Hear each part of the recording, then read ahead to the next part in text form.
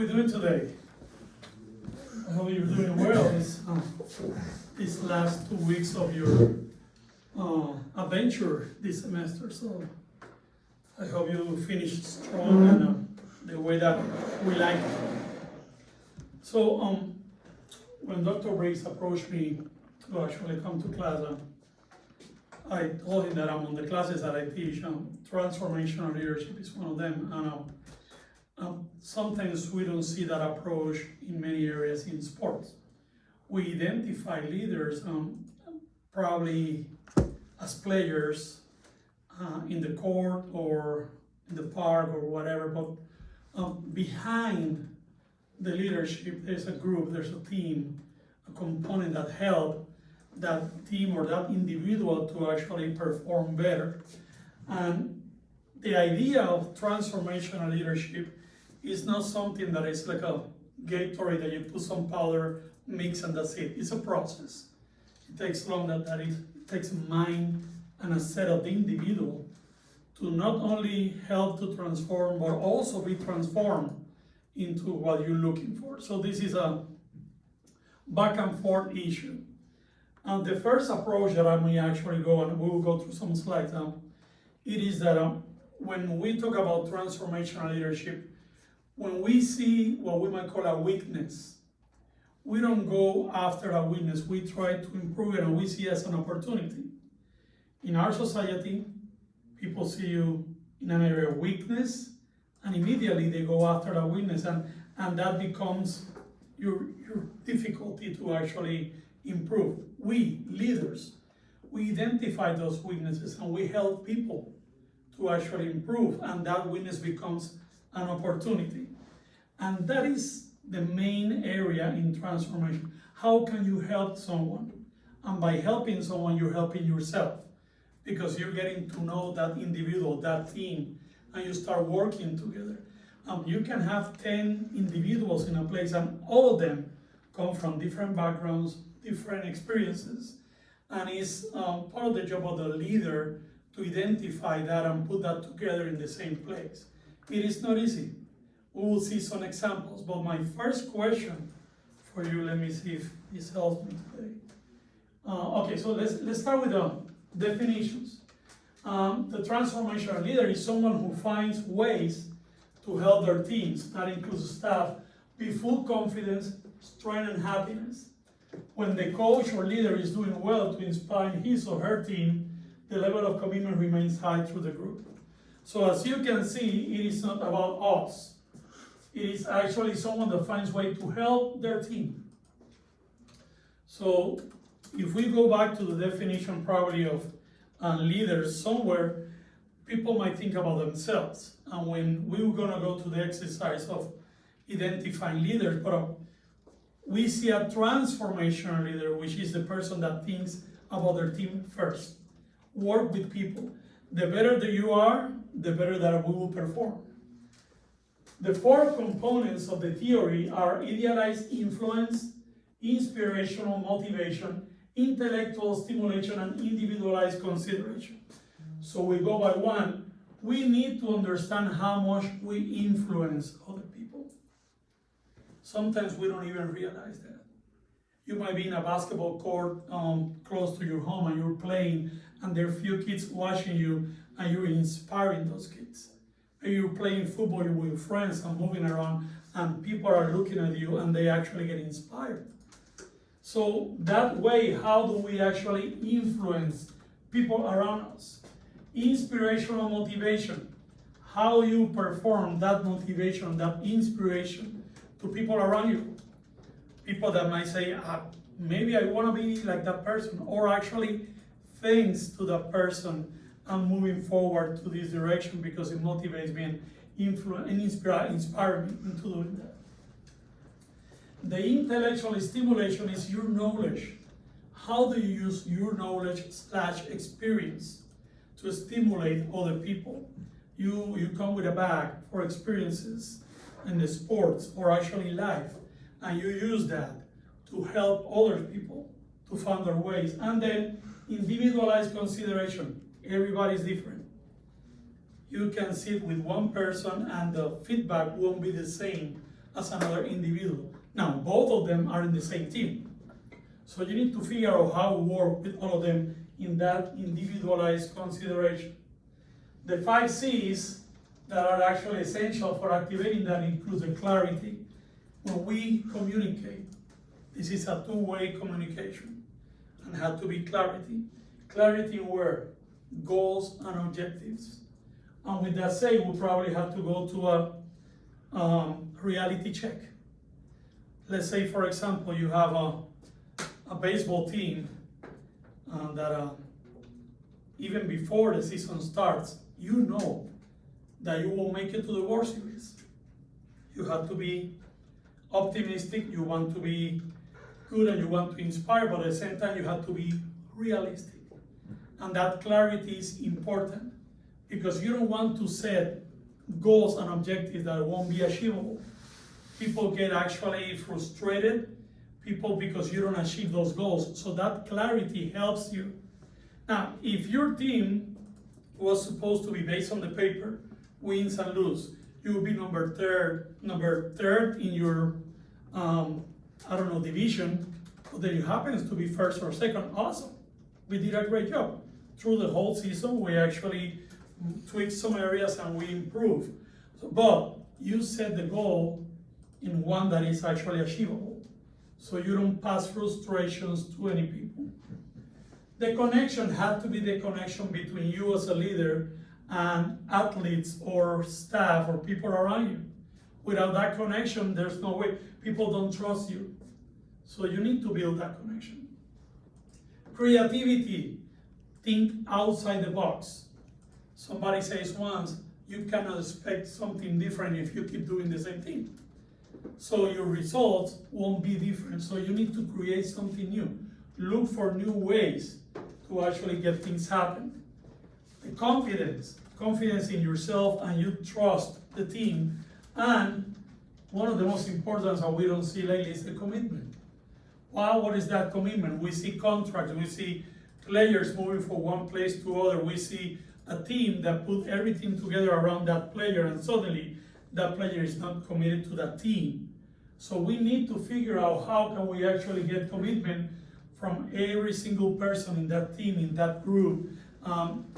Teams, all of you are in the sports management area, so people see teams only as the players. Behind, let's say the NBA, behind those 12 individuals sitting there as players, you have coaches, assistant coaches, you have doctors, you have staff, you have some people managing the organization, the team. There are many things happening around that is not necessarily only the players. So you want to get commitment from everyone, and you want to include everybody in that process. Now, there's players and there's a performance in the court that have nothing to do with the person in finance. I agree with that. But both sides have to know what's going on in different areas. So we become a team and we can help each other. Now, question for any of you. Who do you consider is a leader right now? Anyone? Doesn't have to be in sports. Can be a leader.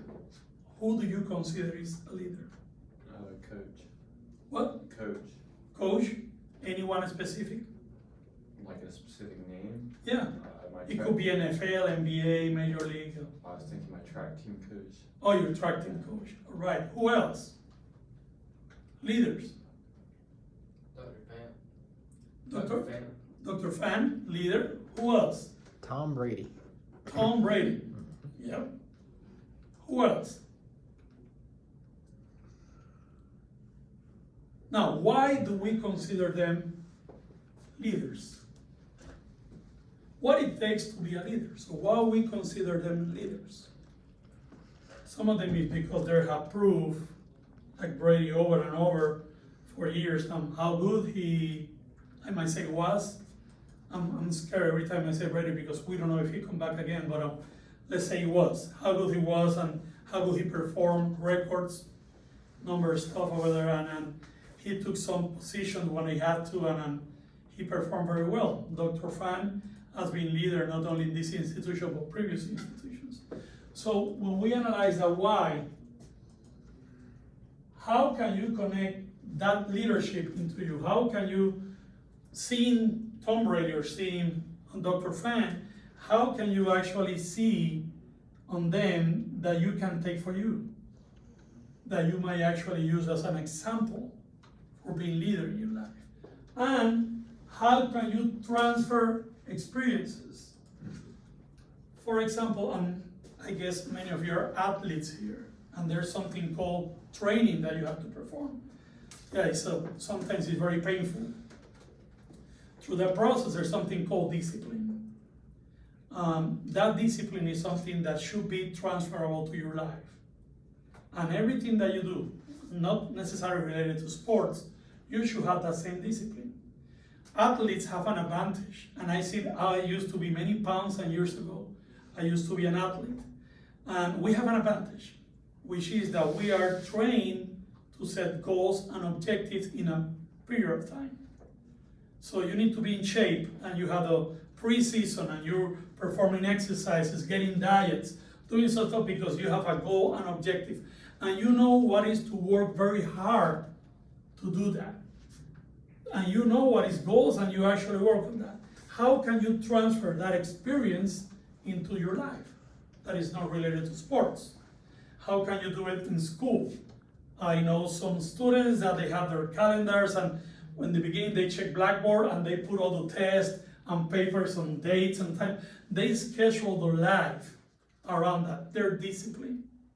They go night and they're actually putting stuff 2 weeks in advance because they know it's going to get very busier next week. So they discipline themselves.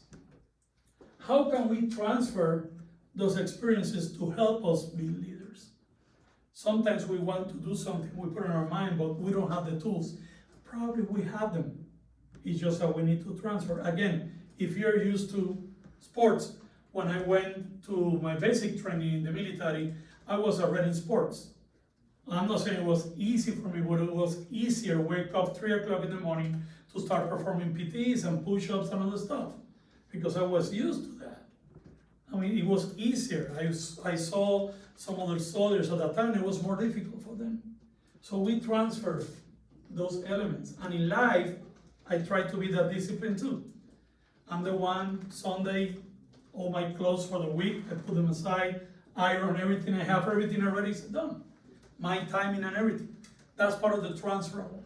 So leaders actually should be able to do that. Transfer your experience and knowledge into next levels in life.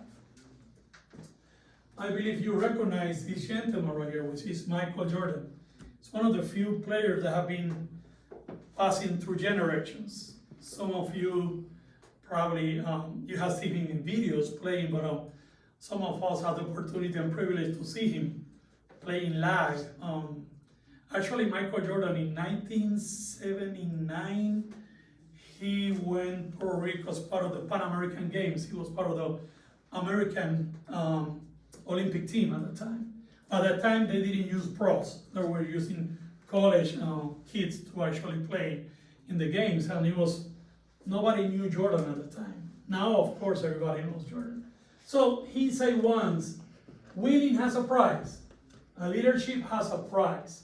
So I pull people along when they didn't want to be pulled, and I challenge people when they didn't want to be challenged. The idea of the Chicago Bulls during the Michael Jordan era sticks in the mind of many people because there was one of the few teams that wasn't only one person team. It wasn't only him. He made everybody else look awesome. You can ask Scottie Pippen, you can ask even Rodman. Rodman was not the traditional player with a good talent in basketball. Think about it. You have a guy that is 6'6", I believe, 6', and he won the rebounds championship in the NBA. How come? They identify opportunities in people. They didn't focus on how tall he was. He had a great jump. He had those springs in those muscles over in the legs. He could jump really high, and he was very aggressive. So when you analyze that, every single individual in that team had a role. People remember Michael Jordan, but Steve Kerr, he was part of that team too, shooting 3 points and making things happen. and we can continue on and on and on. It wasn't about him. He actually pulled people that didn't want to be challenged. Probably if we go back, the memory is not there like 100%, but you can go every single player in the bench. The Chicago Bulls at the time have a role and had an opportunity to play. And so when we see that, it wasn't about him. Now, he had all the rings, he set some records, he was a franchise guy, but there was a moment with the Chicago Bulls that you will drive through Chicago and you will see the billboards for the games. And there will be two pictures, not only Jordan, there will be somebody else standing beside him, was Dennis Rodman. And they will actually put the color of his hair or the wig, because people would come to the game with wigs the same color as Rodman that day. See, again, Rodman was not the big guy. He was not the salesperson, but he was part of the team and they used him. He was all tattoos. He was this transformation into the new era of NBA players. So he would come with different colors. He would dye his hair different for the games, and people will see that in the morning. I have tickets for tonight.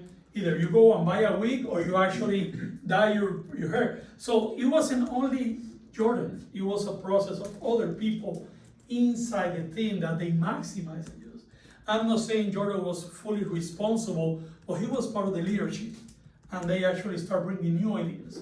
There was one season, I don't remember which one, that they were sold out home games even before the season started. That's how successful. So we're not talking only about the basketball court, we're talking outside. Means the whole team, administration, management, marketing, all these people working combined with how successful has been in court, and they maximize that outside the court. I mean, I don't know how many of you have Jordans putting on, but see, Jordans. I don't know how long he have been retired, but yeah, we still have Jordans in the money of the consumer. That's leadership right there. Now, we mentioned leaders.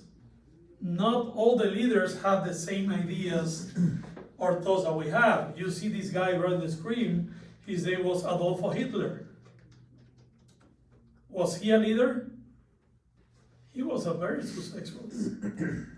We don't share his ideas.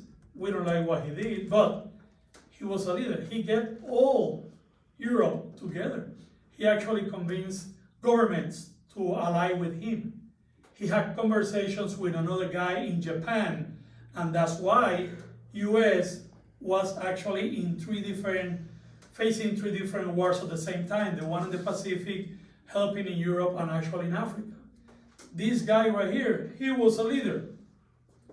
If I ask you what are the characteristics of a leader, he wasn't even German. He was from Austria. He was sick. He came from a very difficult family, and he was the leader of the Nazi party and Germany and actually Europe in the moment. So what I'm trying to tell you is that the connection of leadership is not necessarily something positive, or we might not agree with the leadership. We might not agree with some coaches. We might not agree to the way that many people do things, but that doesn't mean that they're not leaders. We had somebody very close, 90 miles out of the Key West, which was Fidel Castro, another leader. And he actually moved a revolution, not only in Cuba, but he started moving the revolution in Central and South America. He was a leader. We didn't agree with the ideas, but he was a leader. So we need to understand that this guy right here was responsible of transforming leadership in Europe. He opened the eyes of some people in Germany and around Europe to telling them that we should have a perfect race, and we need to erase some races from the earth. We know what happened there with the Jews and stuff like that through Europe, not only in Germany. So when we see that, that was leadership. Wrong place, wrong time, wrong person, but there was leadership. And we need to accept the fact that we will be facing leadership that is not what we're looking for. We have politicians that we don't agree with them. Still, they were voted and they're in that chair. Yeah, and we might argue voting was rigged or whatever. Still, there were leaders in the political party, and some people were behind them, and they actually give them the support and help them to be where they are. Now, what transformational leaders do? So we identify leaders already. They identify opportunities, not weaknesses. We need to stop blaming people and helping people in those areas. Oh, but I don't know how to do this. Okay, let's learn. That is not an excuse. That is a great opportunity for you to learn. When I had my own business in Puerto Rico, there were two areas. I perform a SWOT analysis myself. Strengths, weaknesses, threats, and opportunities. And identify two in my business. The legal area and CPA. I'm not good at accounting. Not at all. So I decided to hire or subcontract a law firm and a CPA firm. You can come to me, talk all you want about management, international business, that was my area right there. And I had a lot of customers and we did a great job, but going to the law, I will never open my mouth. My lawyer will tell me, you call me and I take the questions, not you. CPA, I don't know, I'm just giving you all the numbers, you put it where you have to put them.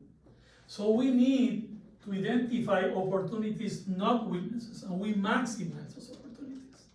If you're a basketball player and there's some areas that you have opportunities, we're seeing them, don't push that person away and look for somebody else to do that. Let's try to train that person. Let's try to help them, teach them how to do stuff.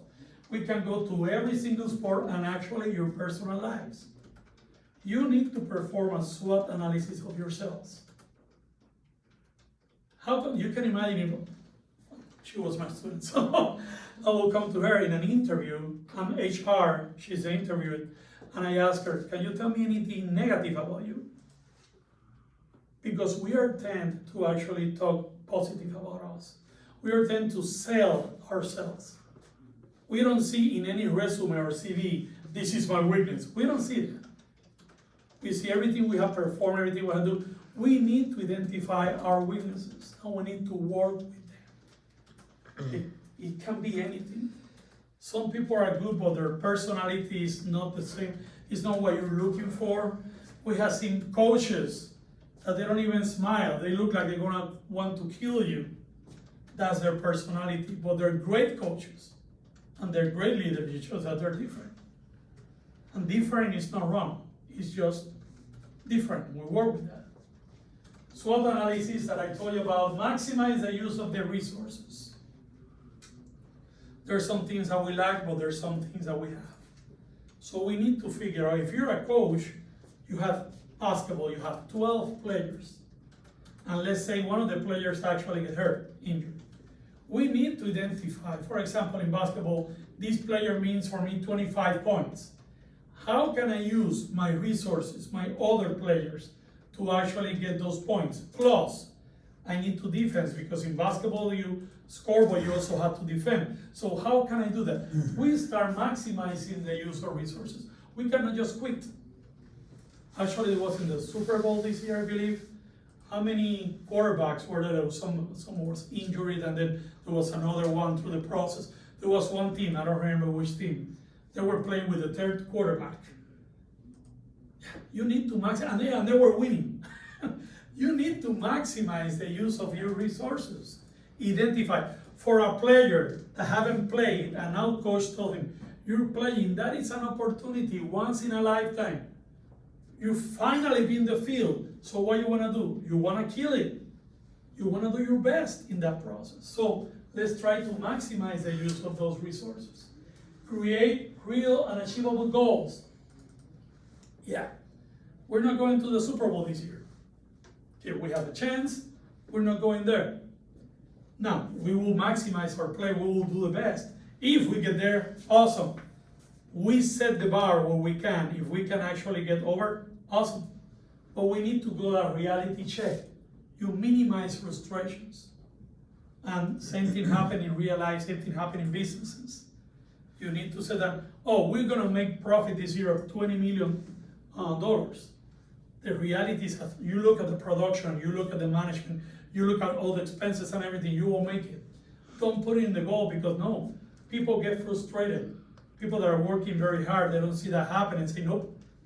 So let's set those goals and objectives in a way that we can achieve them.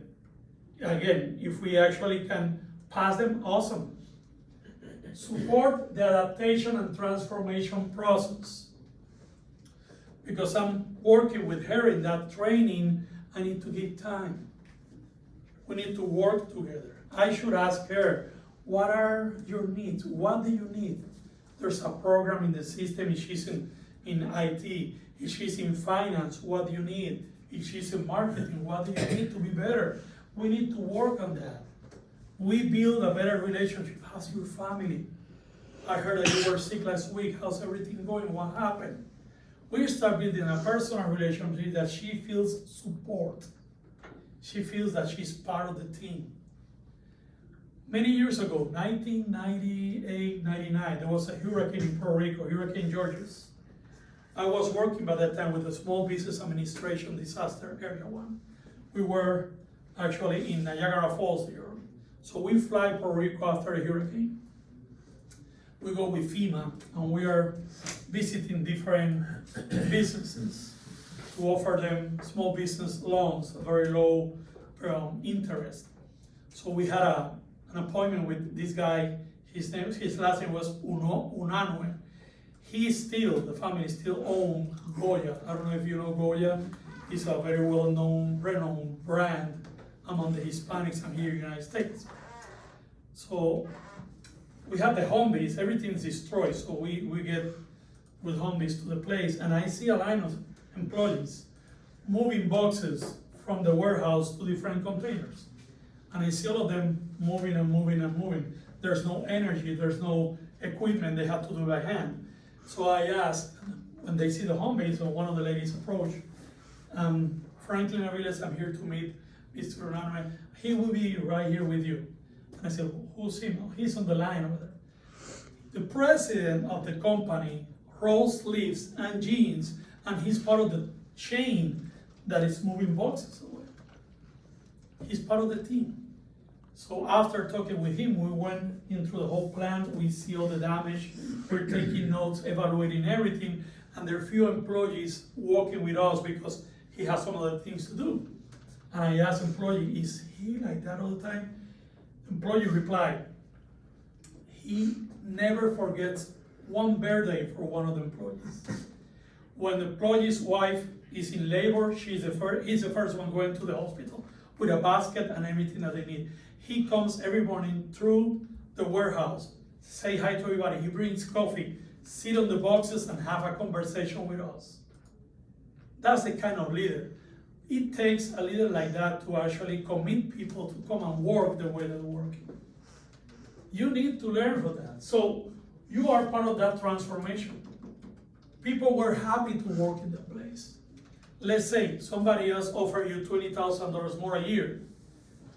People might be like, you know what, as nice as it looks, this environment, this place, this leadership, no, I will not leave this company for that moment, because they actually like where they are, because it's a leader that is transforming people. It is more than just a leader. It is the whole community, insiders and employees, and he engaged with all of them. Lead by example, as I tell you before, that guy, he was there, raining, and I'm talking about a millionaire. I'm talking about this guy that he don't have to be there. He could be in his private plane in Spain, in the headquarters, and leave somebody else doing that in Puerto Rico. And he was in the island. He passed a hurricane together with employees, and he was working with them. And that is actually a different example.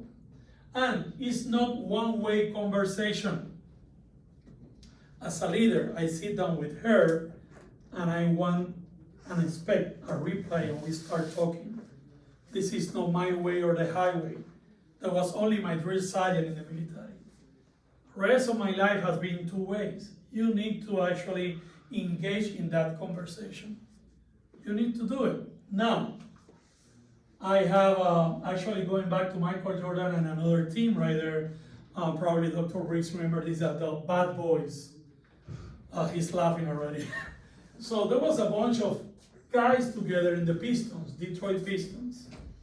And they were called the Bad Boys because they engaged in something is called mentality to win by any means necessary. And Chuck Daly, I think Daly was the coach at the time. Chuck Daly. Yeah, so there was a rule. No Barkley, no Bird, and especially no Michael Jordan would score. So those guys would be like, defense all the time. I mean, look at this. This is Bird right here. They will hurt you if it's necessary.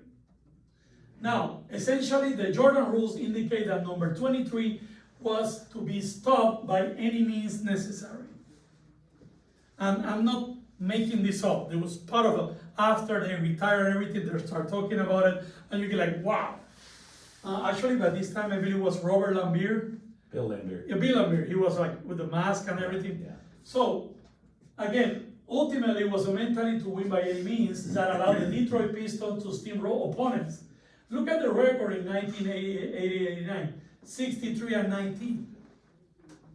This was a team with Isaiah Thomas, and actually a young Rodman was in this team too. So when we analyze this, that is leadership. It's not as clean, we might call it ugly, but it was leadership.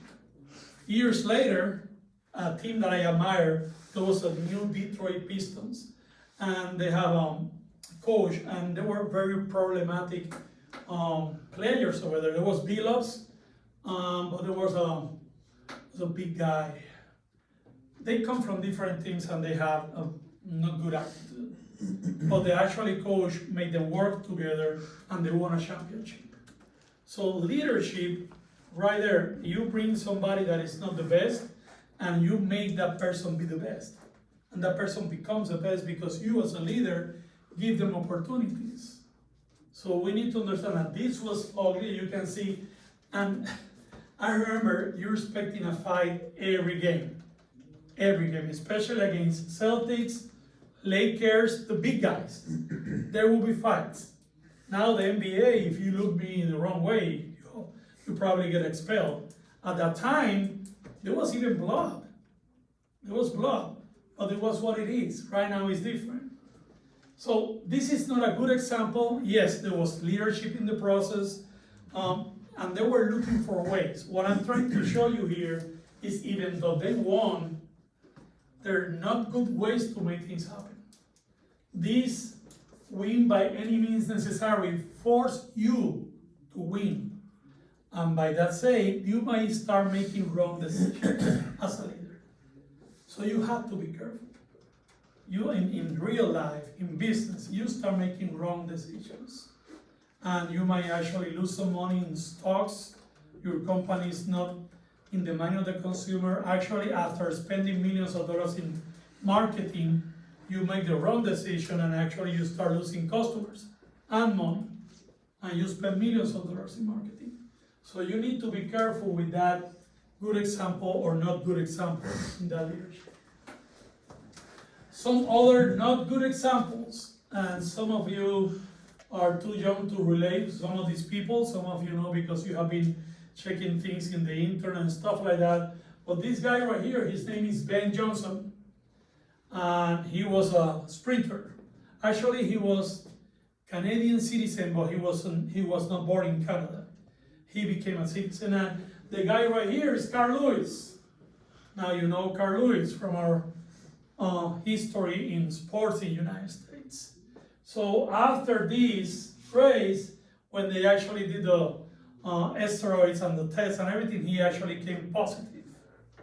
And athletes tend to try to find a way to maximize, and sometimes those alternatives are so close and available for them that they made a mistake, and because of the pressure that they had to perform. Same thing happened with Marion Jones. I don't know how many of you remember Marion Jones. She was twice Olympic. She was in the 4x4, I think. She was a long jump and everything. She tested positive. What happened? Records stripped, medals took away. So you can imagine you are part of that 4x4. And you actually, train and work hard, and finally you made your dream come true. Go to the Olympics and win the gold medal. and then somebody knock your door from the International Olympic Committee. By the way, we need your medal back. Why? Because your teammate actually was using something that she shouldn't. So again, bad leadership. She was the main attraction. She was the leader of that team. What happened? She was not doing what she was supposed to do. The pressure of performing. So as a good leader, you need to be careful with that. We can see here these three baseball players, actually two baseball players and the Viper. And the same thing happened. Actually, he was doing something with the blood, substituting blood and cleaning the blood and going back to the bike and stuff like that. They will try to find a way, easier way to win. Okay, we can see that. I don't know how many of you are fans of the WWE. For some people it's a sport, for some people it's entertaining. Eddie Guerrero and Chris Benoit. This guy actually, he was between depression, steroids, and some other medications. He killed the family and then killed himself. Okay? And this guy was found in his room in one of the tours of the WWE. They knocked the door, nobody answered, knocked the door, security came, he was on the floor right there dead. Using steroids. The pressure of winning. And of course, this one is very interesting. It was Mike Tyson eating another boxer, eating. What happened? He bit him in the ear and then he spit part of the ear on the floor. Again, pressure. Mike Tyson was Mike Tyson already at that moment. He went to prison, he had so many issues over there. He was pressured to perform, to be back on top. And then he found an opponent, Evander Holyfield. And it wasn't easy. He wasn't the same type Mike Tyson at the beginning, and Holyfield was ready for that fight. He was frustrated. And it's a moment, actually I believe it was 8 seconds before that round ended, when he decided to go and fight.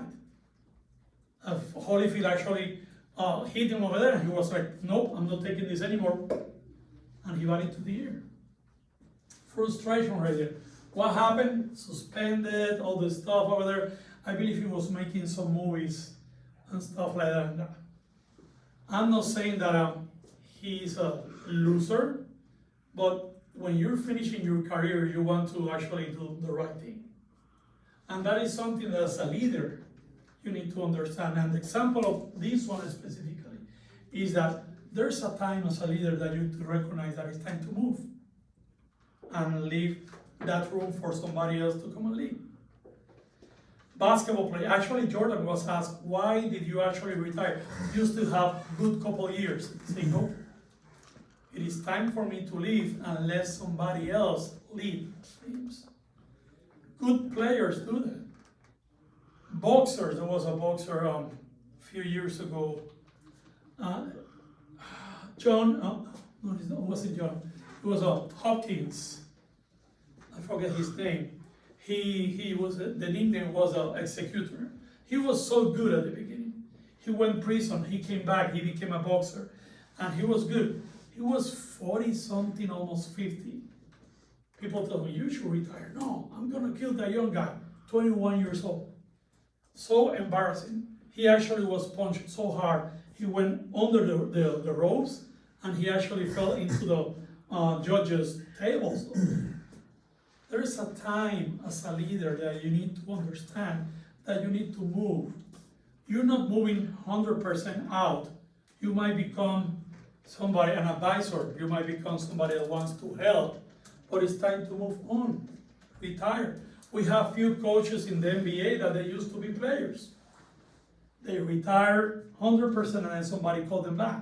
Steve Kerr from the Golden State Warriors is an example. Well, I mean, we have some coaches that they had never played, but they have the idea, they have the mind to actually put plays together and stuff like that. So we need to understand that leadership is not being on top all the time.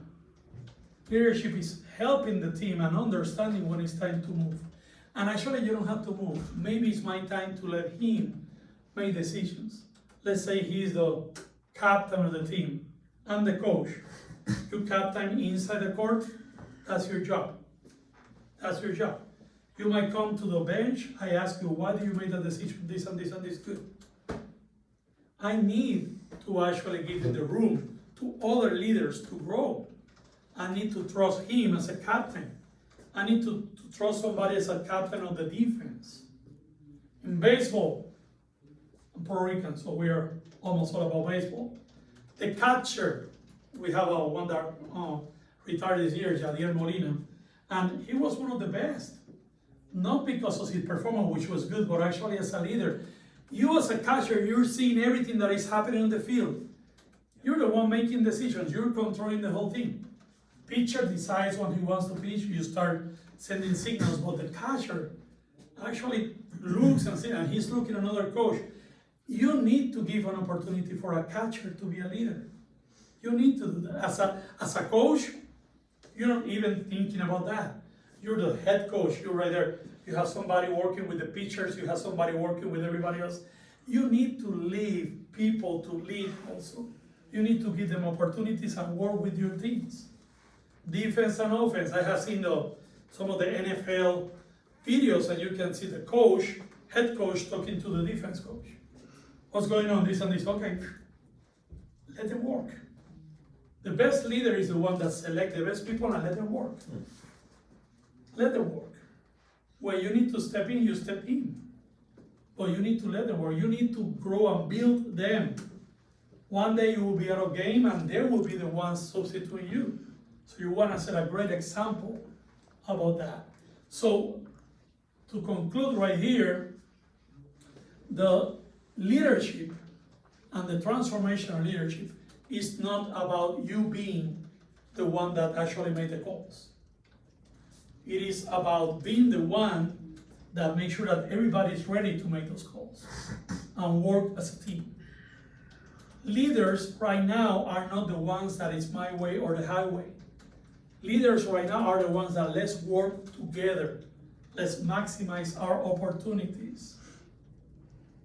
1970s, 60s, probably 60s, 70s, 80s, leadership was about fear.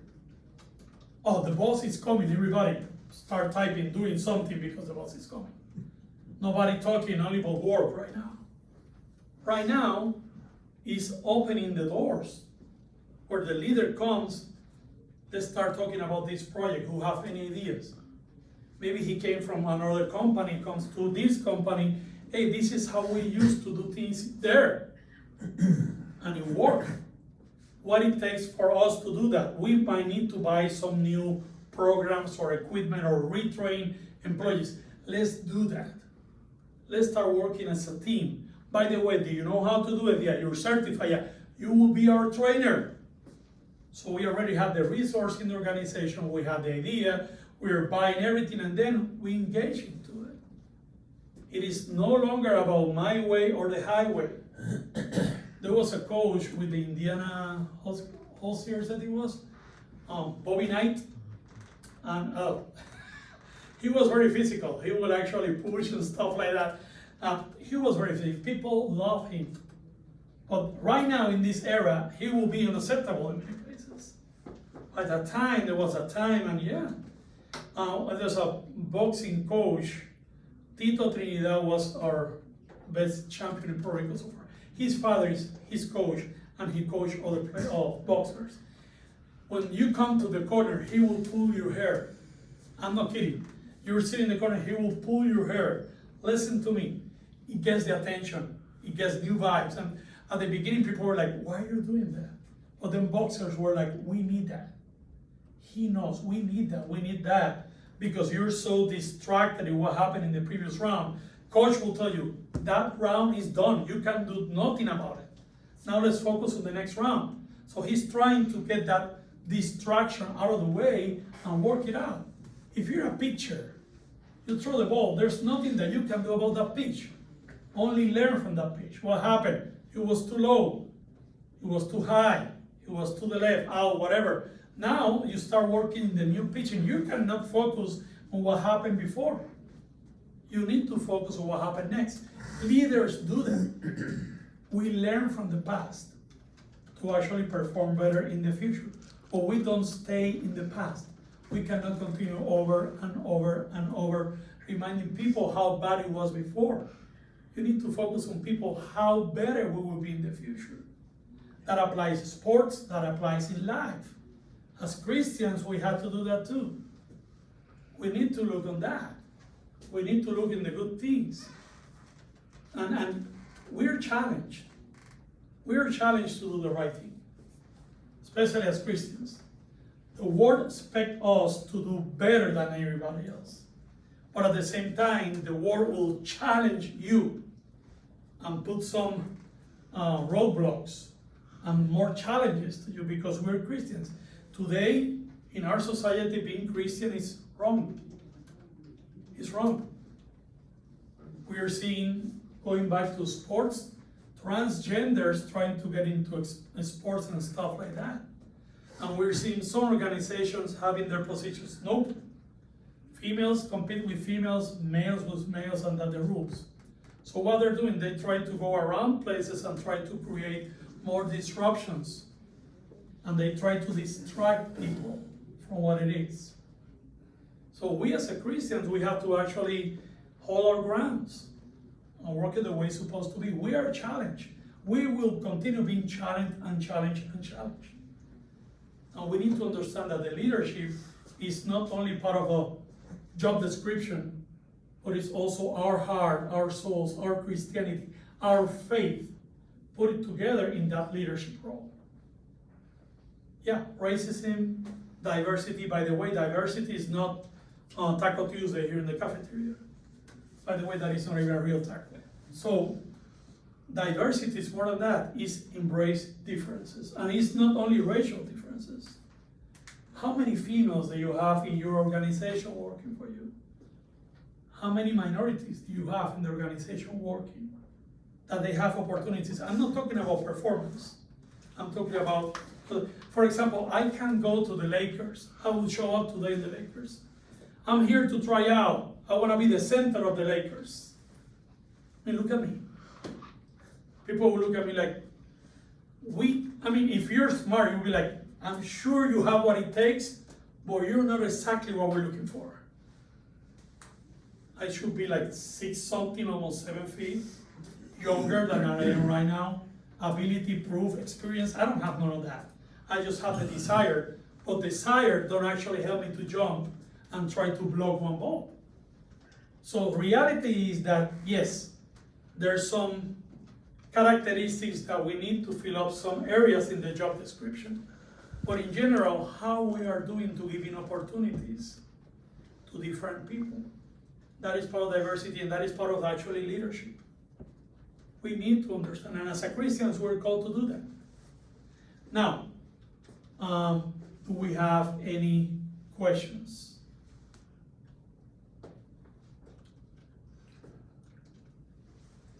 So transformational leadership is, it happens over the course of time.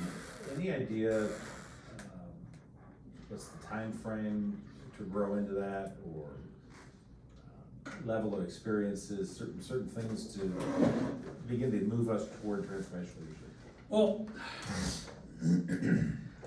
I guess it will depend on the industry or the sport in terms of that.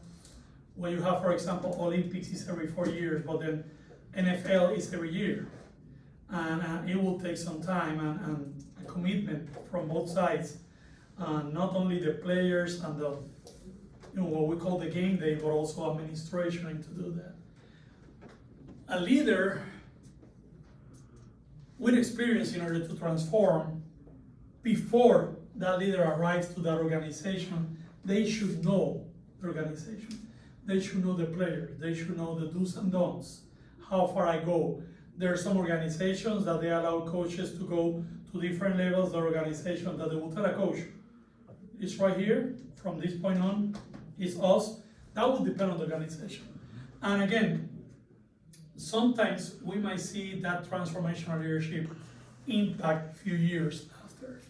Sometimes it's even after those coaches leave that we see a better ground and we see a team working together as a team. And the problem is when they bring a different coach, and now the athletes are like, what happened here? We had a great chemistry with that coach and things were good.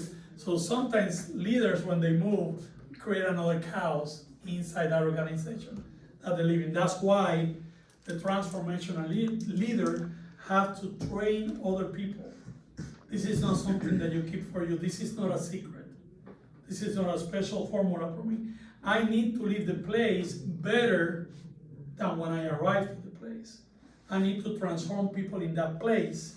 So actually there will be future leaders, transformational leaders. So when I leave, they're in good hands. I'm not talking about Allstate, but yeah, you're in good hands because you have leaders that you develop those leaders and now they're taking over your leadership. So yeah, the idea of the transformation, and that is the part, transforming people, transforming the organization, transforming thoughts and ideas. So leadership, you can be the leader, but you're not transforming anyone. But the transformational is the big part right there. And you get into the mind of the athletes, people inside. But make sure that when you leave, the place is way better than when you actually arrive in that place. Any questions for you? How about one recommendation for students going forward? One. In terms of the transformational leadership, I think the most important thing is the connection with everybody else. We are not forced to like anyone. This is not about liking or not liking. This is about having the communication, having the conversation, and respect people and understand people. Again, if we're gonna talk about us here, we all come from different places, different experiences and different backgrounds. Come from Puerto Rico, I have my education in Puerto Rico, I've been in different places. I taught in Central and South America and taught in the Arab Emirates, I've been teaching in the United States. So I have a good bag of experiences that I can bring into the table, but if my leader don't allow me or don't want me to bring that, there's a problem right there. Because those bags, basically, that's who I am. And I learn from making decisions in different places. I learn from making the not good decisions and making the good decisions, and I combine them into experience. And the same thing that happened to me, of course, I'm only 25 years old, but then she's younger than me, she had different experiences.